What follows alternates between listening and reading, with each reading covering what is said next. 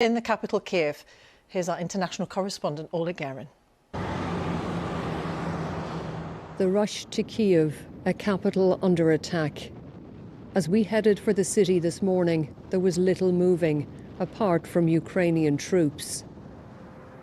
But the Russians are watching from the skies, ready to strike, as they did here, just an hour outside the capital.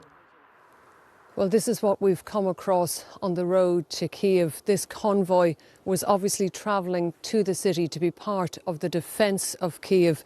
This is an air defence missile system. It was hit yesterday. The smoke is still rising here. And here too, after an early morning strike on a block of flats near Kyiv's Giuliani airport.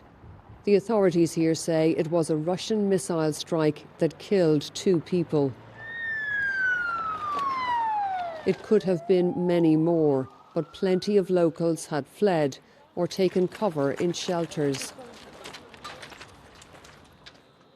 Yuri Shevchuk, who lives nearby, says the West must help Ukraine. I wanted to say for your governments, because that we are in need, urgently in need, as soon as possible, as much as possible. We are in need anti-aircraft missiles, we are in need anti-tank missiles, we need ammunition. Is there any message that you would wish to send to President Putin?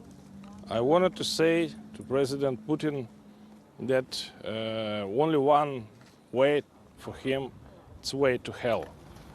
Well, this is what Kyiv woke up to this morning. All of this destruction is in a residential area in a European city. And there is a real sense here now that nowhere in the capital is safe.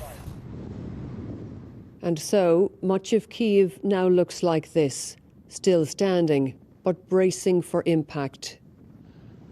Всім доброго ранку, українці. Ukraine's embattled president, Volodymyr Zelensky, took to the deserted streets, shooting a selfie video to reassure his people. I am here, he said, and we will not lay down our arms. Far from it, we found Ukrainians taking up arms, forming volunteer brigades to defend the city alongside the local police.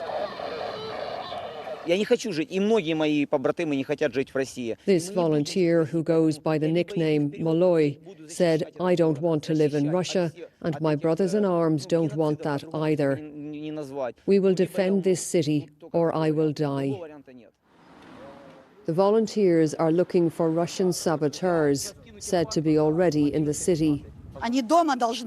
Nearby, we met Nino, out walking her dog and venting her fury.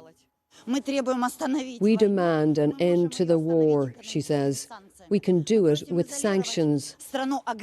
We must isolate the aggressor country. It terrorizes the whole world. With Russian forces at the gates, some are still fleeing the capital.